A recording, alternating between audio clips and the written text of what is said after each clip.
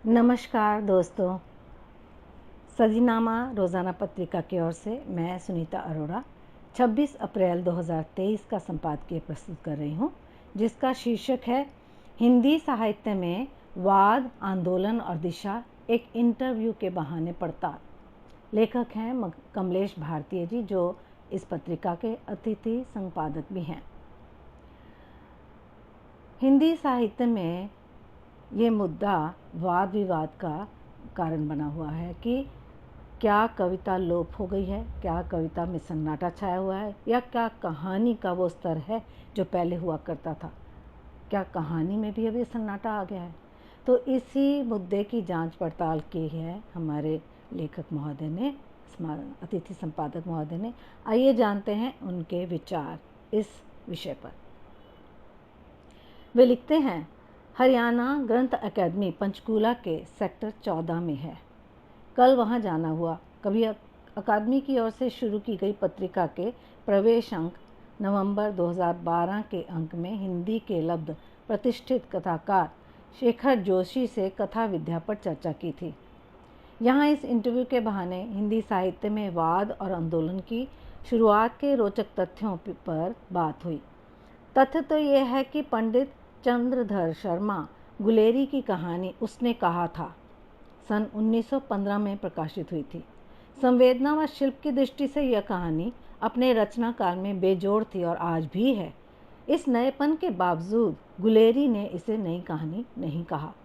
प्रेमचंद, सुदर्शन, जैनेन्द्र, अज्ञेय, पहाड़ी, इलाचंद्र जोशी और अमृत राय ने भी सहज ढंग से कहानी के विकास में अपना योगदान दिया, लेकिन किसी आंदोलन की घोषणा नहीं की।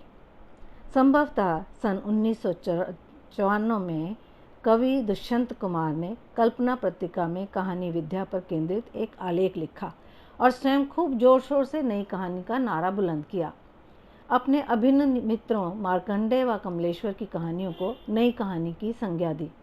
संपादक भैरव प्रसाद गुप्त और आलोचक नामवर सिंह ने भी इस नामकरण पर अपनी मोहर लगा दी, तो यह नाम पड़ गया।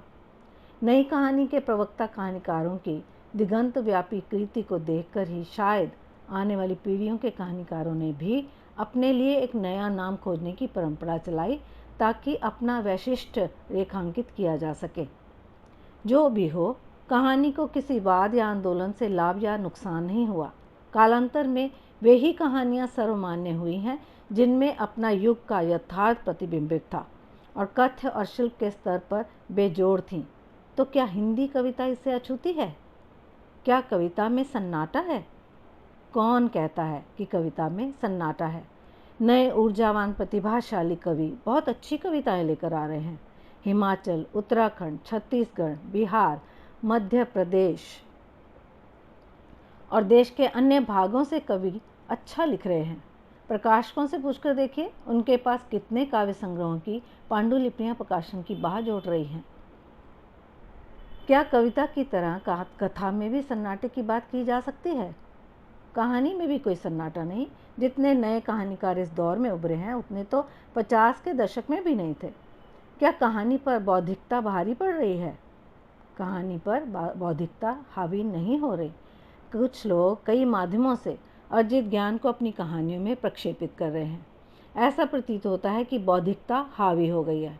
हाँ, कुछ प्रबुद्ध कहानीकार वाकई अच्छे बौद्धिक हैं, सहज ढंग से अपनी अभिव्यक्ति में बौद्धिकता का आभास देते हैं। यह स्वागत योग्य है। पत्र पत्रिकाओं में साहित्य का स्थान कम होता जा रहा है। ऐसा क्यों? कथा के ही नहीं, समाचार पत्रों के रविवारीय अंकों में भी पहले जो साहित्यिक सामग्री रहा करती थी, अब वह धीरे धीरे लुप्त होती जा रही है।